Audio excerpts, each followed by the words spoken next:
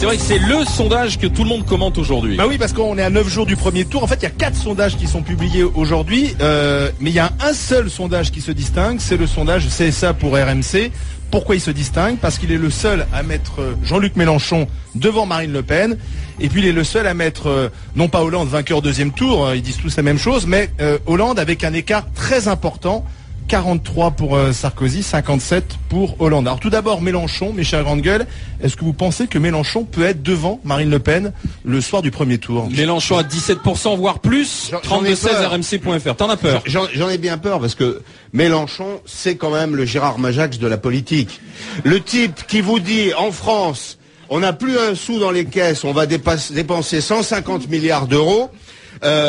On doit rembourser les intérêts de la dette, on ne paiera pas les banquiers, c'est pas grave, la France sort de la scène économique internationale. Donc les Français, ils adorent les contes de fées. On est en difficulté aujourd'hui, on cherche un peu d'argent, on cherche une porte de sortie, un nouveau modèle, et on a quelqu'un qui nous ramène à 1789, à 1871, à Louise Michel, le programme du Conseil national de la région, Victor Hugo. Mais c'est formidable, rêvons mes amis, rêvons. Alors c'était pas ma question, c'est est-ce que vous pensez... Et ressortons la planche à billets. Pascal, ma question c'est est-ce que vous pensez que Jean-Luc Mélenchon peut être devant Marine Le Pen, Marianne? Et même au-dessus de 17%. Vous savez quoi? Il en a peur et je l'espère, moi, qu'il sera évidemment devant Marine Le Pen.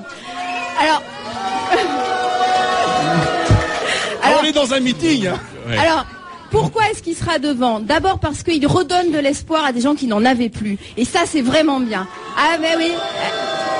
Alors, aujourd'hui, ne te laisse pas perturber. Ah mais non, mais aujourd'hui, je ne suis pas en terrain conquis, c'est clair. Et je reconnais qu'il y a plus de monde qu'à Toulouse. Mais... Nettement. Ouais, c'est clair. Alors, vas-y. Alors, pourquoi... Bravo pour ton honnêteté. Pourquoi est-ce que Mélenchon sera devant? Parce qu'il y a beaucoup de gens, en fait, si tu veux, qui avaient perdu l'espoir et il leur a redonné un souffle. Et ces gens-là, qui étaient totalement désespérés, ne peuvent pas croire au discours d'exclusion de Marine Le Pen. Et avoir Jean-Luc Mélenchon devant Marine Le Pen, pour moi, c'est un espoir, justement. Jacques. Bon, personnellement... Attention. Attendez. N'oubliez pas qu'on fait une émission de radio, hein, n'oubliez pas. Allez-y, vas-y, Jacques. Je me réjouis de ce premier sondage qui met Mélenchon en effet devant Marine Le Pen. Moi, personnellement, je m'en suis jamais caché. Est-ce que tu le crois, ça? Mais je le crois. C'est possible. Je pense que c'est possible. Et plus de 17 même. Personnellement, je reconnais que je suis partisan. Marine Le Pen dit qu'elle sera très loin devant Mélenchon. De Marine Le Pen. Là-dessus, donc j'assume complètement. En plus, il faut reconnaître que Mélenchon fait une très bonne campagne. Sur le fond, je suis réservé. Tu l'as vu hier soir à la télévision sur France 2? Oui, je l'ai vu. Hier soir, il était vraiment extrêmement prolixe, extrêmement coriace. Il était bon? Excellent. Excellent, dans la forme, excellent. Un plaidoyer, comme d'habitude, pour la 6ème République, expliquant bien qu'il était vraiment le recours à gauche et qu'il se portait garant de peser au maximum après l'élection sur la politique de François Hollande et de son équipe, et ironisant aussi qu'il était un peu la boîte à idées, que Sarkozy reprenait même de ses idées, ainsi que Hollande, que finalement il influence. Si, ben, ça c'est à cause des 75%. J'ai pas vu Nicolas Sarkozy. Non, oui, bon, quand même, pas encore. Ça va venir, ça va venir. Vous me demandez ce qu'a dit Mélenchon. Non, on reparlera tout à l'heure. Alors, excellent. Donc toi, tu penses que c'est possible? Je pense que c'est possible, ce sondage, j'y crois. Et même au-delà de 17% ou pas? Écoute, s'il fait déjà 17%, et si Marine Le Pen est en dessous de 17%, personnellement, je trouve ça très bien. Deuxième indication, et le sondage CSA est le seul à donner un tel écart, 57-43 au second tour. Est-ce que vous croyez cela possible? Non, je pense pas que... Je crois que le second tour est engagé dans une direction, très clairement. Aujourd'hui, il ne faut pas se le cacher, François Hollande a des chances très sérieuses d'être élu président de la République. L'écart ne sera sans doute pas aussi spectaculaire, parce que le candidat sortant va se battre, il a des qualités de combattant d'ailleurs, il a aussi un certain nombre d'arguments. Bon, il a le vent de face. L'écart s'allonge à nouveau, j'ai envie de dire, c'est ça qui est surprenant. Il y a un phénomène de lassitude, on voit bien que la campagne de Nicolas Sarkozy a du mal à prendre, qu'il a du mal à rassembler les siens, on voit aussi qu'à droite, il y a des appétits qui se révèlent. Beaucoup finalement parient sur sa défaite pour recomposer la droite et pour gagner le droit d'exister au lendemain du deuxième tour. Je pense qu'il n'y aura pas un écart aussi net. La dernière élection présidentielle, c'était 53-47. Je pense qu'on sera dans cet étiage. Marianne? Moi, je crois pas à un écart aussi important. Il me fait même un peu peur. Et puis tous ces sondages, en fait, me font peur. Je fais partie de ceux qui ne pensent pas que l'élection est gagnée. Parce qu'on a vu Édouard Balladur qui était annoncé comme grand vainqueur et qui n'a jamais été élu. Donc je pense qu'il faut aller voter. Je ne crois pas que l'élection est terminée. Il va falloir se battre jusqu'au bout, ça c'est clair. Et puis il faut penser au report de voix de Marine Le Pen, parce que plus Marine Le Pen sera haut justement, plus Nicolas Sarkozy sera haut au deuxième tour. François Hollande hier dit nous allons gagner. Il le sent bien comme il a raison, je pense que c'est plié. Oui. Quand tu penses que c'est plié, moi, absolument. 9 jours du premier tour. Je pense que je pense que c'est plié. Mais non, mais il faut... En démocratie, il est important qu'il y ait l'alternance. Ça fait des années que la gauche n'a pas assumé les responsabilités dans ce pays. Il faut que la démocratie fonctionne, que l'alternance fonctionne. Et on sent qu'il y a vraiment un élan derrière le candidat socialiste. Alors, je dis tout de suite, il n'y a pas d'enthousiasme. Il y a d'abord, avant tout, un rejet de la personne du président sortant. Ce qui me fait peur, Jacques, c'est qu'à force de dire ça, c'est comme ça qu'on a eu avril 2002, parce que tout le monde disait de toute façon Lionel Jospin sera au deuxième tour. Moi, je ne veux pas de ça. Je veux que les gens aillent voter. L'écart est suffisant. Non, l'écart est suffisant. Maintenant, Jacques, moi je te dis très clairement, il est temps que l'alternance se produise. C'est ce que tu nous dis en substance. Je te dis que si l'État est aussi bien géré que les régions et les départements socialistes, il faut s'inquiéter. Alors, Jérôme Sainte-Marie est avec nous. C'est le directeur. Jérôme Sainte-Marie. Sois plus précis. Attends, Jacques, on va reprendre. Mais Jérôme Sainte-Marie est avec nous, c'est le directeur de l'Institut CSA. C'est donc ce sondage CSA, BFM TV, RMC 20 minutes. Jérôme, bonjour. Bonjour. Merci d'être avec nous, Jérôme. Mélenchon, 17%, un second tour, 57-43. Mélenchon à 17%, est-ce qu'il n'est pas un peu surévalué, là? En tout cas, par rapport aux chiffres que nous avons été extrêmement prudents. On voit que Jean-Luc Mélenchon, ce qui est remarquable avec la progression de Jean-Luc Mélenchon, c'est qu'elle est lente et durable. Il a commencé à 5% en octobre-novembre, et en fait, vague après vague, il a plutôt grappillé des points, et puis maintenant ça s'accélère. Oui, mais Jérôme, un véritable engouement. D'accord, mais tu es le seul à mettre Jean-Luc Mélenchon devant Marine Le Pen, donc on peut se poser des questions. Je ne sais pas, je raisonne pas exactement comme ça. Je raisonne par rapport à mes propres données.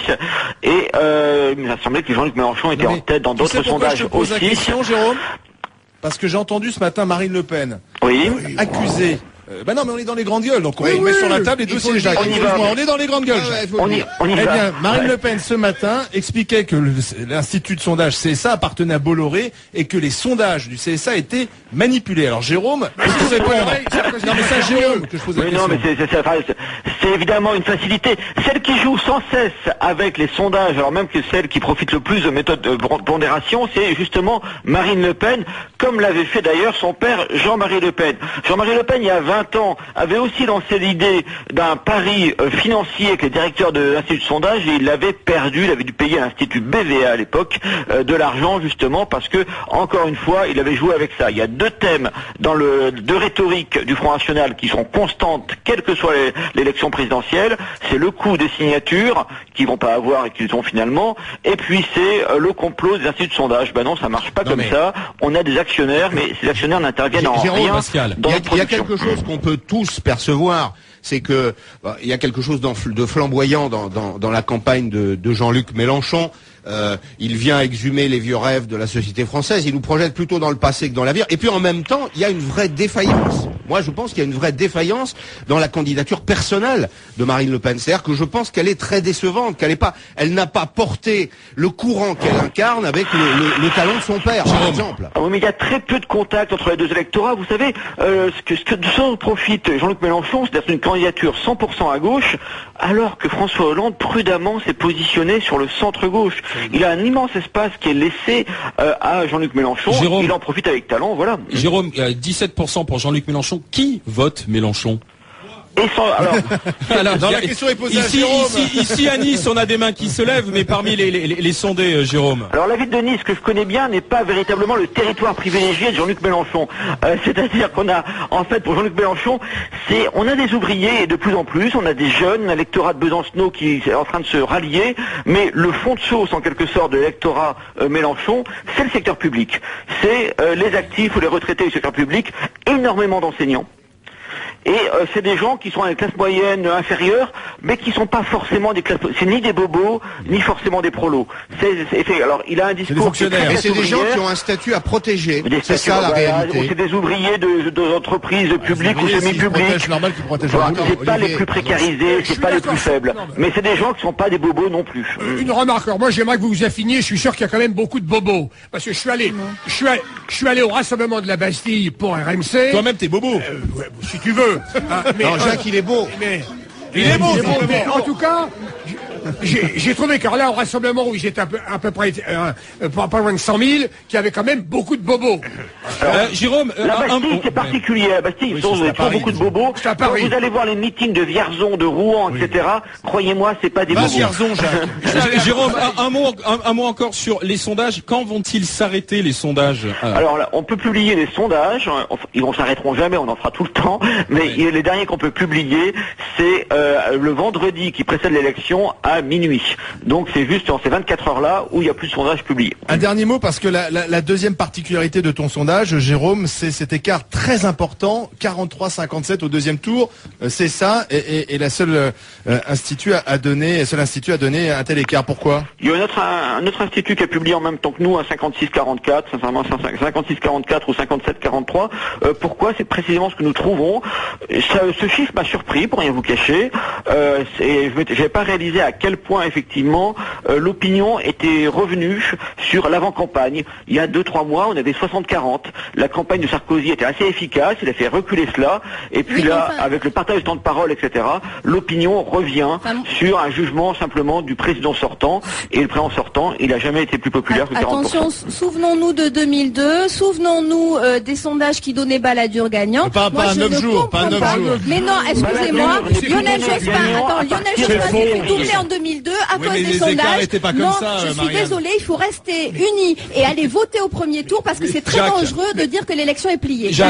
Il faut aller voter, ça c'est sûr, il faut aller voter massivement. Ça suffit. Quels que soient les sondages d'ailleurs. Mais ça n'a rien à voir avec les situations de 2002. La gauche n'est pas du tout éparpillée. Mais bien sûr que si. Mais c'est faux. Mais non, mais Mélenchon, au deuxième tour, c'est la droite qui est 80% des électeurs de Mélenchon, minimum, vont voter pour François Hollande. L'extrême gauche, c'est 0,5%, Artaud, c'est nul, Poutou, c'est nul, il se passe rien, mais si, il faut le dire. Donc, il faut voter massivement pour si on est de gauche, c'est Hollande et Mélenchon, point final. Et Mélenchon ira dans un gouvernement avec Hollande. Voilà. Et Mélenchon ira dans un gouvernement. Pardon, on est effectivement dans les grandes gueules. C'est quand même très curieux, Jacques, que toi, entrepreneur, fondateur d'une grande marque française, tu appelles à soutenir un candidat qui, lui, suggère de tout prendre au-dessus de 30 000 euros par mois. Qui nous dit en substance, non mais tu fais la moue, non mais c'est moi qui fais la moue, pardon. Où est-ce que tu trouves les 150 milliards d'euros pour financer les mesures démagogiques de monsieur Mélenchon? Je te réponds clairement. D'abord. Et auprès de qui? Mais attends, premièrement, je ne vote pas pour Mélenchon. Soyons clairs. J'ai eu un doute. Tu dis pas pour qui tu votes, parce que sinon t'es temps de parole après. Bon, voilà. Tu le dis pas, Jacques. Je ne vote pas pour Mélenchon, je l'ai toujours dit dans les grandes gueules. Ça c'est bien. Oui, mais vous n'êtes pas pour qui voter parce que sinon après vous êtes comptabilisé. Non, mais c'est pas ça quand même. Je veux dire, tu parles là de spoliation, etc. C'est aussi des idées qu'il veut insuffler et un peu porter plus à gauche un discours. Marianne, et le discours de François Hollande sur le aussi. plan économique, Tu sais bien qu'il sera pas élu. Les banquiers, là-dessus, il n'a pas tort. Non mais Marianne, l'heure, elle n'est pas à ceux qui parlent aujourd'hui, elle est à ceux qui savent compter. Nous sommes dans une situation d'asphyxie profonde et nous avons un type qui nous dit en substance on va continuer avec le droit de tirage illimité. Mais il faut être idiot et prendre les Français pour des crétins. Il ne sera pas au gouvernement, il est engagé. Il y aura dans l'équipe d'Hollande, il y a des gens comme Jérôme Cahuzac, président de la Commission des Finances, qui sait compter et qui est extrêmement compétent. Les marchés, t'inquiète pas, les marchés sont présents. Ce qui est réconfortant, Jacques, c'est que quand les socialistes prennent des responsabilités comme monsieur Migaud à la Cour des comptes, d'un seul coup, ils apprennent à compter. Absolument. Ça, c'est bien. Et il y aura pas, ça durera pas 2 ans, il y aura pas 81, 83. À la limite, Hollande, il aura 48 heures. Allez, 3 réactions.